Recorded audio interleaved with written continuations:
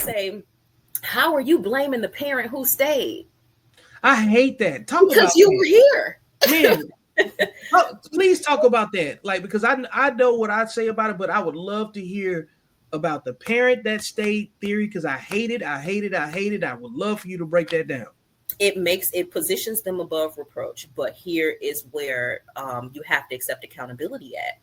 Social learning theory. The child learns from the mother. The mother is the first teacher of the child. And that means emotional regulation too. So if you grew up with a mother who was wild, out the way, acting crazy, she still brutalized you, though she was the parent who stayed. And this justification sounds a lot like a kidnapper who says, well, at least I fed you and I kept you alive. I was in captivity. No, you're overlooking. Why are you focused on the small shit? No. This child has been raised in captivity because a lot of us have been held. We've been passed down our generational trauma, which is why the name of my book is called Mothered by Survival, unpacking the legacy of generationally immature mothers. Social learning theory says if your grandma couldn't cook and she taught your mom to cook, now your mama can't cook and she taught you, chances are you can't cook. So yes, you were the parent that stayed. So does that mean that you don't hold any accountability for the recipes you passed down? Yes, you were the parent who stayed, but that does not mean that you got licensed to abuse your children.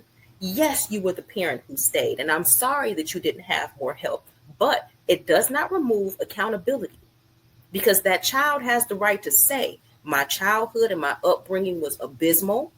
You did a terrible job. I'm still healing from much of what you did to me today. And if Black women were honest with themselves, all of this hyper independence, I got to do it myself, that is classic older daughter parentified behaviors. If a woman feels like she can't listen to a man and she can't relax, and I'm not going to let no man come in and say nothing to me because I can do it on my own. That was a woman who was once a daughter who nobody helped. She had to do it on her own. She had to babysit her younger siblings and understand, because mama was the parent who stayed and she did her best, but her best was not good enough. I ask in my book, what happens when mom's best broke us? What happened when your best really broke me? That was all I had. Whew. But it broke me anyway. So who's supposed to be held accountable for that? Should I be going talking to him and saying, hey, Dad, you left me with this wild motherfucker. I see why you left her. You know how she was cutting up your clothes? She was tearing the stuff out of my dressers too.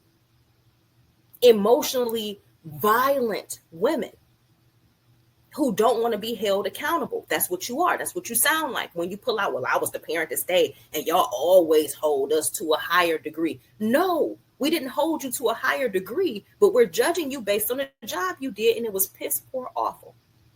If you went to school and you slept through all of your classes, would you still want credit just because you were there? Or would you be expecting somebody to look at your track record and say, hey, she ain't do no damn work. She was here, but she didn't do shit. So do we still give you the cap and gown, Mom? Do we still give you the Hallmark card, Mom? Because I can assure you that when that child went and bought that Hallmark card, she had to swallow so much hate, pain, frustration, and agitation for your ass to even pick that card up, to write her name on it, knowing that the words printed on the inside are a lie. Who does she speak with? Is there a higher up that she should speak with? Who? Who does the young boy speak to about the fact that he now feels responsible for his mother? Now he married and his mama and his wife on the same level because he never really learned how to separate the two. Emotional incest made her son husband. Emotional incest made your daughter your counselor, your therapist, your everything. Who is she supposed to go to complain about this? Or should she say nothing because you feel like you got a raw deal? There are 5 days a month when we can get pregnant. 5. If you're lucky, because not a lot of women function like that. You got 5 days a month. And I coach my women like this raw. When you're ovulating, if you're not married, stay in the fucking house. Especially if you don't want to hold accountability for anything. Put that little coochie on ice. Notice you're going to be like a wild unchained primate for 48 hours. Hold responsibility for that. Don't make any people if you don't want to be held accountable. It is what it is. This is a hill I can stay on forever. I know I done probably pissed some people off. It's fine. No, you in the right place. Hang on, get your round of.